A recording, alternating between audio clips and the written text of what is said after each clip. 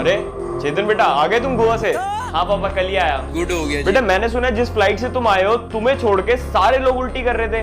What? वो पापा क्या हुआ ना कि मैं फ्लाइट में फर्स्ट टाइम बैठा था, तो मुझे ना उल्टी आ रही थी।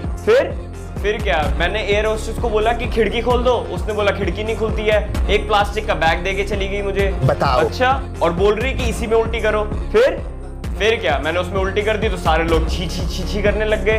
पर फिर सारे लोग क्यों उल्टी करने लग गए? अरे पापा, सब लोग छी छी छी छी कर रहे थे, इसीलिए मैंने वो उल्टी पी ली।